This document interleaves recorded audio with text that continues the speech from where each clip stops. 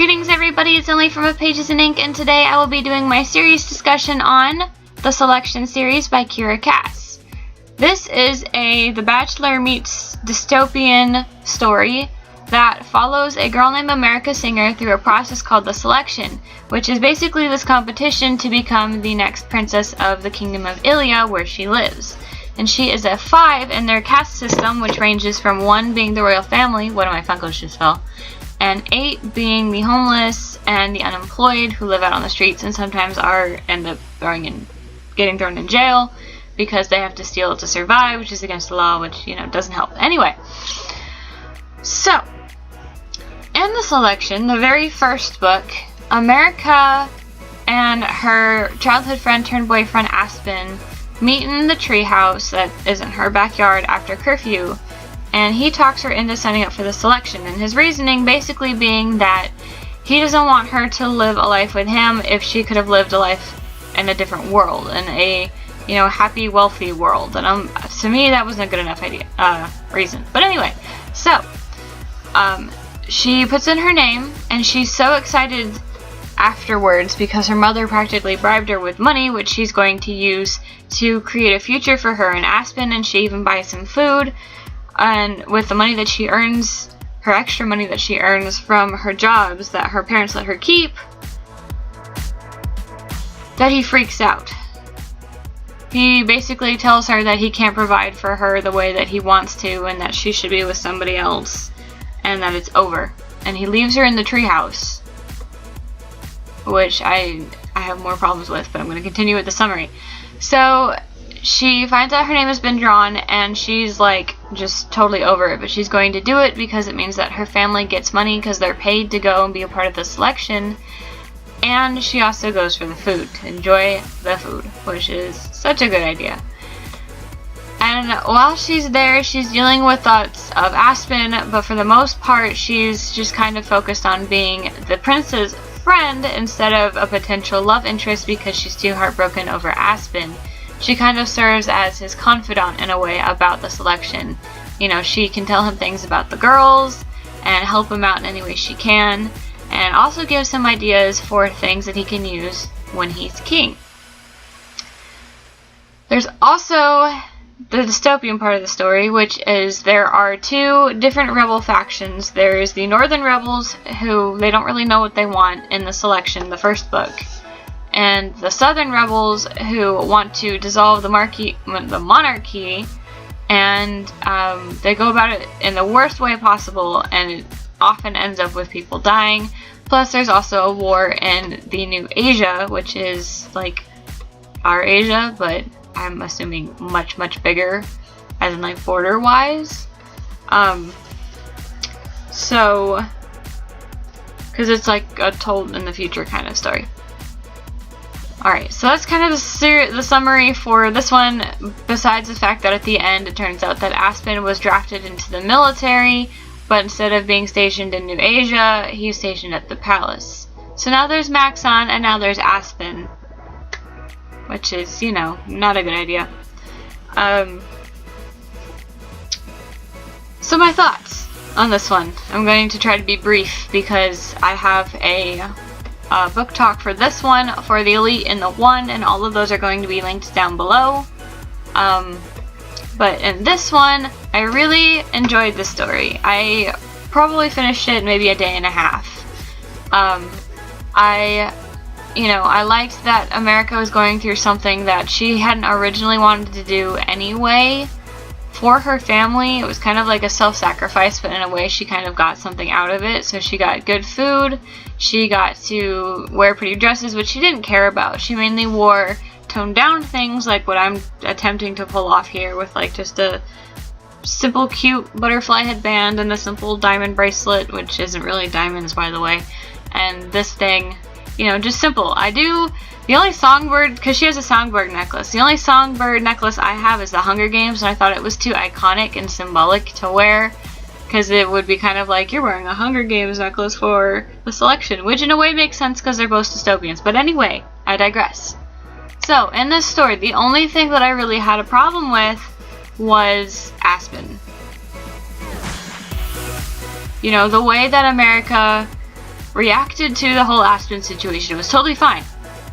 But when Aspen appeared, I was like, ah, crap, there's going to be a love triangle. I was really hoping to avoid this.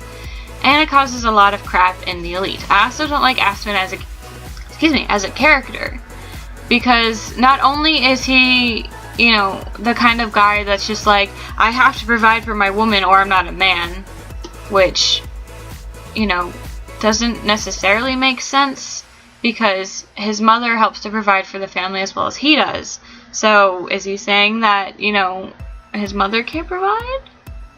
Don't say things about your mother like that.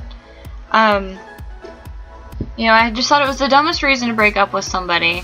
And then he comes back and pretty much expects her to pick up from where they left off. Because he's like, oh, I'm sorry, I didn't mean to hurt you, I just wanted you to be happy. And I'm like, dude, she was happy with you.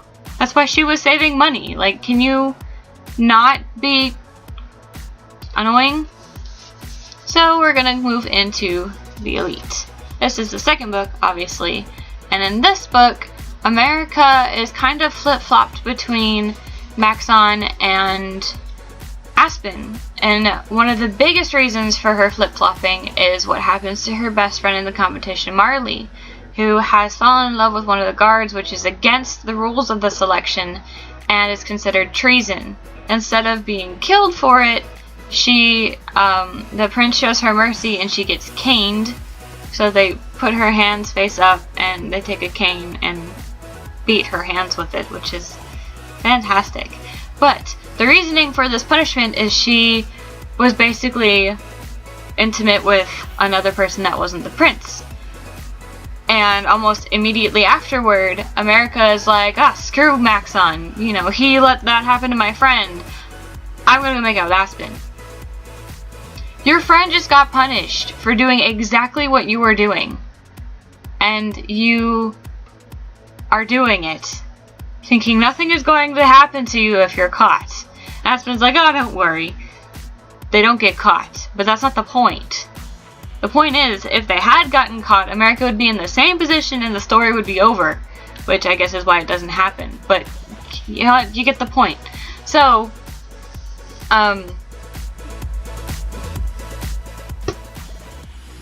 this book also really kind of tries the king's patience, or not this book, but America in this book tries the king's patience because she does some radical things. For example, saying that the caste system should be dissolved. And I believe it's in this book, it might be in the one, but she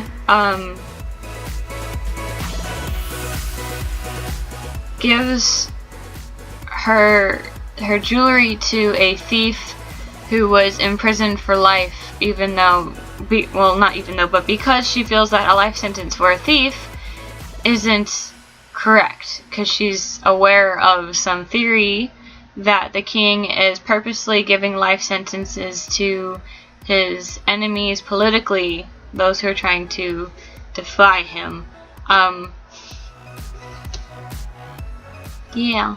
There's also this really interesting scenes where America and Chris team up to do the Italian reception where the royalty from Italy is visiting, and the other group gets Germany. Germany is very stiff and very conservative, and the Italians are very happy and fun. It was funny because the Italians were possible enemies, like they had to do it right, or they could have made an enemy out of the Italians, while the Germans were friends. So it was just kind of interesting.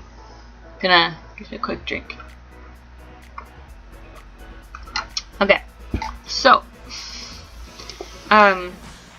you got to see how well America works in a team with Chris, who is actually probably her biggest rival. As well as we got to see, you know, who, I guess is a better way of saying it, who is really putting in their vote.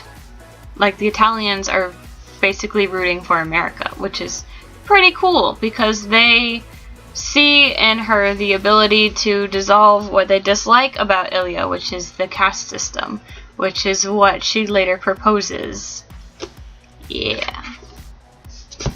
Alright, so in the 1, there is an absence of the love triangle, because in the Elite she resolves her issue about Marley with Maxon, because she kind of realizes that if he had a choice he would have stopped it from happening, but he didn't. So she ends up choosing Maxon, and in the 1 she is fighting for him in the best way that she possibly can. And the king is pretty much like, you're trying my patience, and he kind of puts her through a couple tests.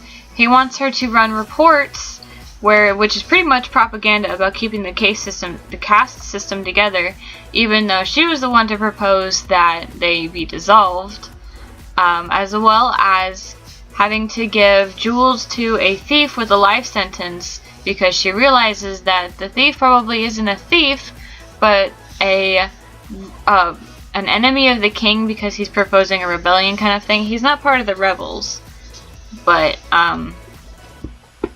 yeah.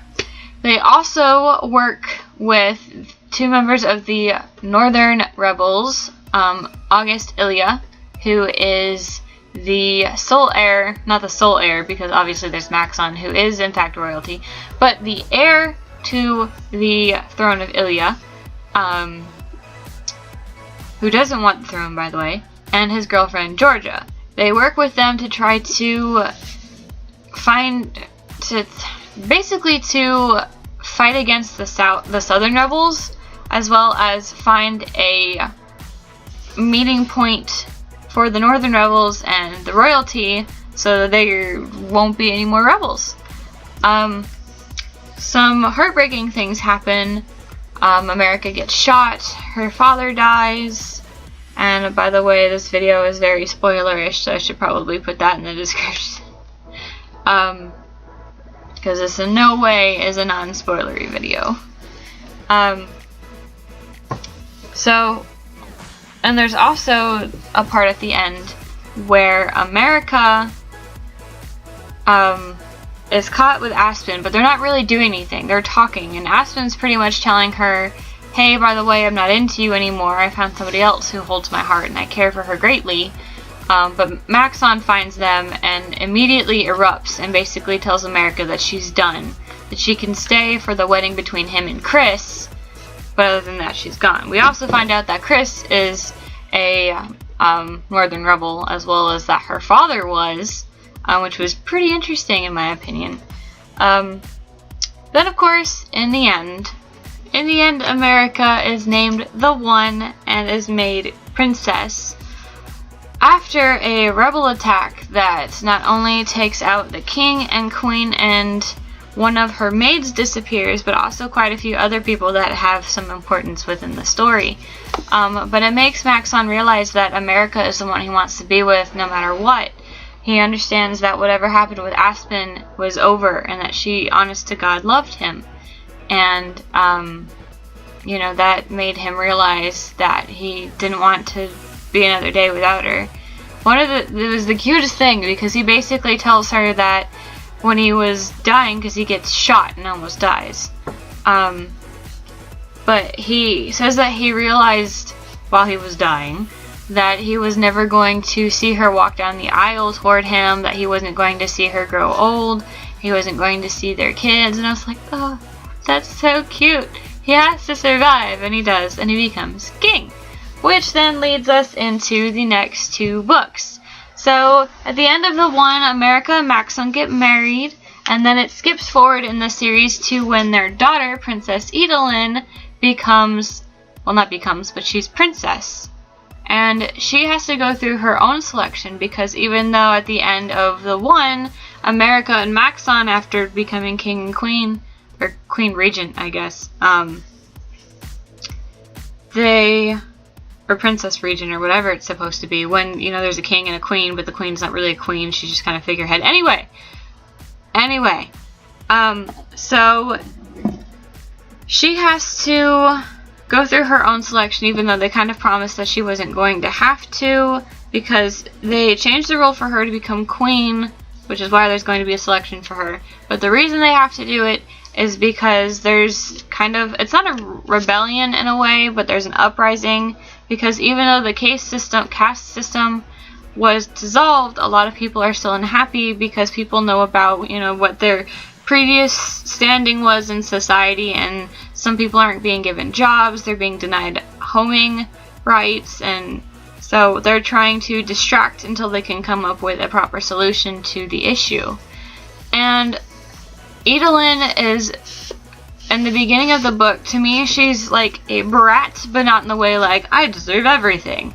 She's a brat in the way that she's doing it because she knows it will help her family, but she has every intention of throwing it, which I think is kind of backhanded and wrong.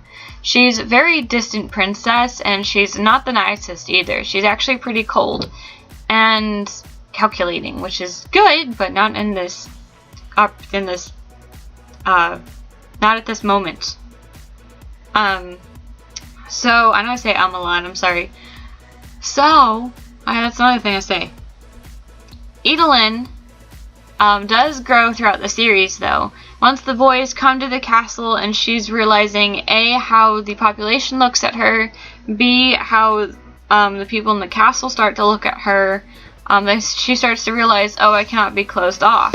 And she's actually really afraid of tearing down her personal walls that she has around her and open up to people, because to her that's weakness and vulnerability, and she doesn't want that. She can't have that to be queen. But once she gets to know all the boys, she slowly starts to realize that she doesn't want a great deal of them to leave. She's found friends in them in a way that she hasn't found friends before. One of the boys that are in her selection, our boy is a boy that lives in the castle with her named Kyle Woodwork, who is Miss Marley and Carter's son.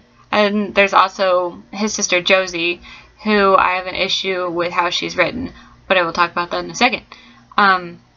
So he's in the selection, and she at first uses him as kind of a buffer, kind of to give the public what they need to see without any strings attached. But she slowly gets to know him in a way that she hadn't before, and she starts to care for him. There's also a Swendish boy named Henry, or Henri, I'm pretty sure it's Henry, who she doesn't speak English, he only speaks Finnish, so he has a translator there named Eric. And there's also Hale, who is a tailor in a way. He worked as a tailor. There's also Ian, who basically gives Edelyn the option to end the selection with a man that will not expect anything from her, because he just wants the elegance of the palace life. Which I have a theory about him too, which I will share in a second. Well, not him actually, but Hale. You know, and just a bunch of guys, and she realizes that, hey, I need friends, and also that she does come to care for them, and she learns a lot about her world the same way that Maxon did when he invited people from the outside into the castle. She got to see where people were struggling, she got to see what the public wanted and what they needed, and she also kind of grew in herself to learn to open up and accept people.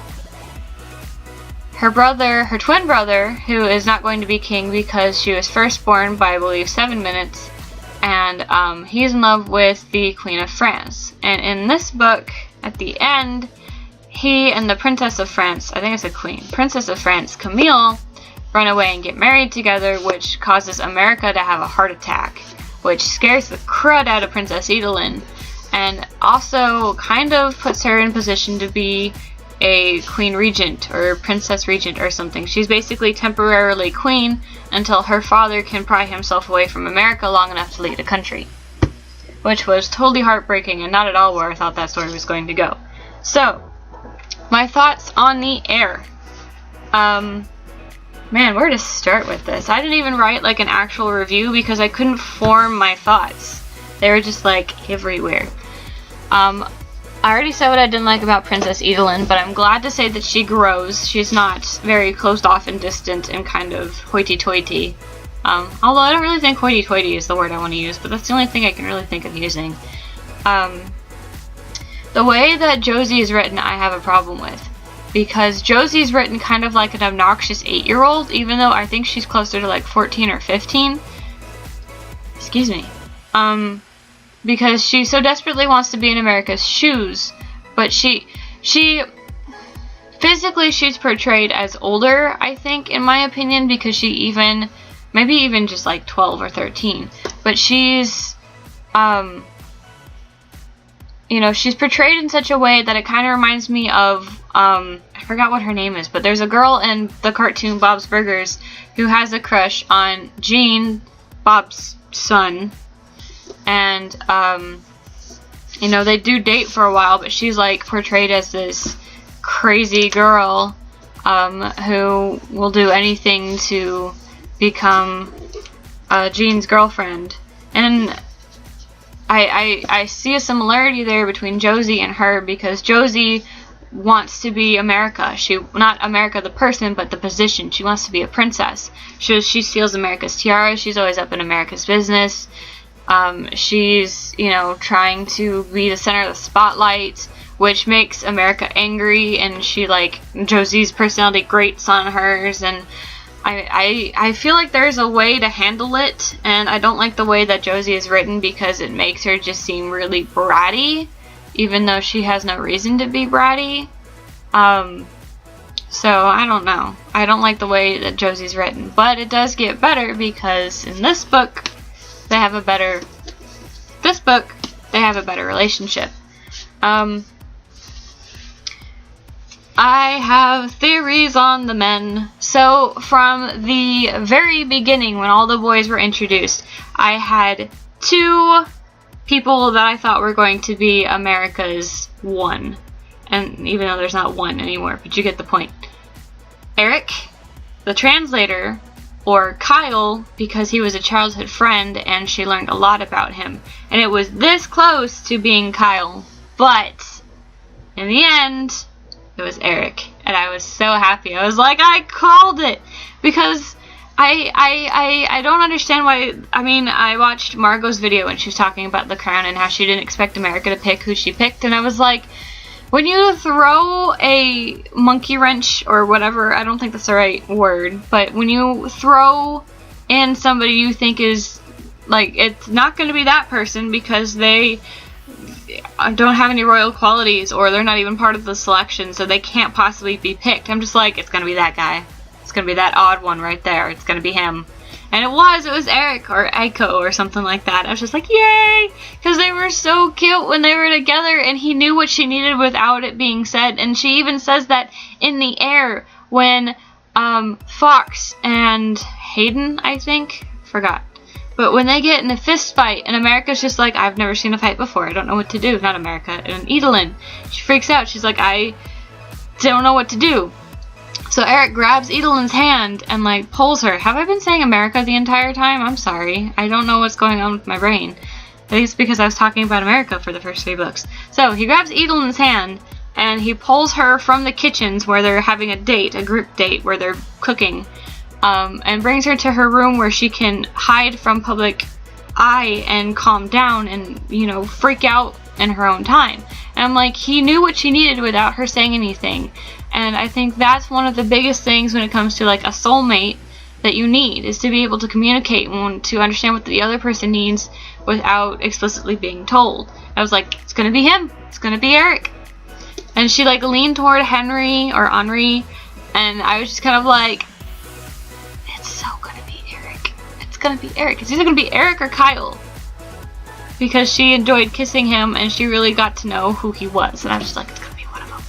Alright, so in The Crown, at the very beginning, America is still incapacitated by her heart attack, which she's slowly recovering, and Edelyn is still acting as the queen temporarily, and eventually, once America wakes up and is recovered enough, Edelyn has an idea that she shares with her father. And her idea is to become queen permanently.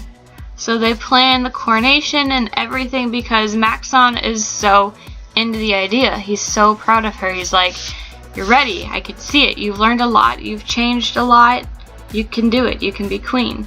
So they put together a coronation, and she also learns to hear, hold on, my crown feels lopsided, hear the voices of the people and what they need, and get some help from August and Georgia's son, Marid, I believe is how it's pronounced. Or Marid. Marid or Marid, something like that. M-A-R-I-D. Anyway, so with some help from Marid, she was able to reach out to her people in ways that she hadn't previously contemplated, and she learned a little more about what they needed. And she created projects. Or not she created, actually, but Kyle came up with architectural ideas because it turns out he wants to be an architect, which actually you learned sooner and I hadn't thought to mention it. Sorry. But he comes up with an idea for homes in where a lot of the eights still live, and the eights that aren't eights, but you know, the people that don't have housing, the people that can work on construction and stuff like that, to give them homes so there's not homeless people, so disease can't break out, so people can have a roof over their heads. And slowly, especially after her coronation, America starts to realize that Marid is not who she thinks he is. In fact, he's trying to get the crown. So she starts to question everything, and while Marid is trying to paint a picture of him becoming the new king, that America's falling for him, and like he paints it in the media, she is dwindling down the people in her selection. Two of them go voluntarily because of a reason I will discuss that I actually didn't share. That I will share. That I didn't write down, so you could call it a bluff, but I promise I thought of it beforehand, and it's terrible, the reasoning behind it. But anyway, so she narrows it down, and at first it was going to be Kyle. At this point, she's already picked Eric, but Eric cannot be her king because he's not a member of the selection, and finishing the selection is what she needs to do. So, it was going to be Kyle because out of all the people, she really thought that Kyle would be the best king, that she could at least be happy with him and maybe learn to love him more of a king, like more in a husband than a friend. So she dwindles it down to Kyle, and then when she's going to tell Kyle, she realizes I can't have him stay in this castle when he wants to be an architect. He needs to go out and build things. So she lets him go. She actually banishes him, which makes Miss Marley very unhappy. But after some explanation, she understands, and he's allowed to come back for big events like her wedding and birthdays, and New Year's, Christmas, you know, stuff like that. So he's technically not actually banished, but she needed to get him out of the castle, so he could be free. Then she turns to Henry, who again cannot speak English, so she has to hire another translator because she can't have Eric be the translator between her and Henry because that's just awkward. And it goes down to when she's about to announce her engagement, and instead announces a couple things.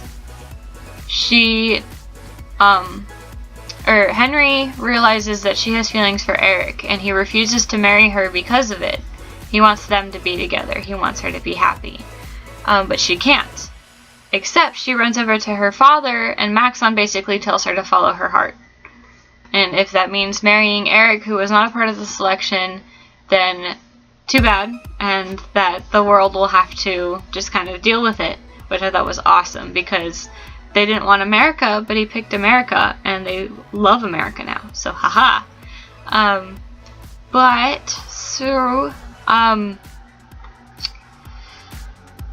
Keep losing my train of thought. I'm always so around. I need to keep better notes of things.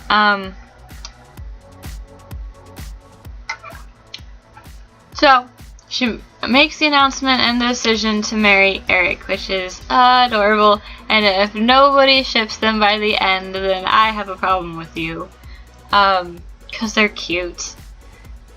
So she not only reveals that, but she also decides to dissolve the monarchy in a way. So instead of being a monarchy, I believe it was like a what was it? It was a democratic monarchy. So it's going to be kind of like England, where there's a queen, but there's also a prime minister and a parliament. There we go. I was like, what's the word? and a parliament which will, you know, vote and talk and decide on the things of the people. So I thought that was actually very clever, and it kind of was a compromise. She still got to be queen and rule her people, and they also got to rule themselves in a way, and I thought it was such a great idea. So I really enjoyed the last 2 books, even though Evelyn drove me nuts for the first one. But she really learns to grow, and she discovers herself and realizes that it's not that she needs a man, but she would like to have a companion to help her rule her kingdom, and she misses all of the friends that she's made, and it's just an awesome end to a great book series. And before I totally forget again, my thoughts on the 2 that voluntarily left. I didn't expect it out of one of them, which is Ian, because I just figured, you know, maybe there was a girl that broke his heart, or maybe he was ace and he just didn't want anything special. But, you know, who doesn't want to live in a palace and, you know, get fed and clothed in pretty things and, you know, get to travel places that are cool, although they don't get to travel much, but that's not the point. But Hale, I called from the beginning as being at least bisexual, maybe, or completely gay. And my reasoning was that he does enjoy fashion, and that's a terrible stereotypical reason, but it felt like a very stereotypical description. I kind of figured it based on the fact that he had a friend who was female, which guys can have female friends and not have feelings for them. You know, but I don't know what it was. There was something where I was like, and it was from the air that I thought of this. I was like, I don't think he's really all that into girls. He might be here for another reason, and that's why he's not wanting to say anything to America about it. Which ended up kind of being true, but later. Yeah, so I called that, and I called Eric, so but that's all I really have to say. This is a super long video, and I'm so sorry, but it is kind of because there are 5 books in this series, and each one needed its own little discussion. I couldn't go as in-depth as usual with the Heir and the Crown for 2 reasons. 1, because this is already a long video, and 2, because they're actually kind of short. Like the Crown, if you compare the Crown to like the 1, this is the Crown, this is the 1, obviously. It's so much smaller. So, yeah. Thank you guys so much for watching. I will be back in a little bit, although for you might watch it now, you might watch it like next week. But I'm going to have my May wrap-up and June TBR video that I will be working on in a moment. So I will see you guys then, and thank you so much for watching, as always. You guys are the absolute best. I love you. Have you read the selection series? Did you like it at all? Let me know in the comments down below. And I hope you enjoy these videos as much, like have fun watching them as much as I have fun like doing them, because I always end up, for this series especially, if you decide that you want to watch any of my other book talks, I get all dressed up for these, because it's like the one chance that I really get to kind of dress all pretty and princessy and wear my tiaras. So yeah, I will see you guys next time. I love you guys. Thank you so much. Happy reading.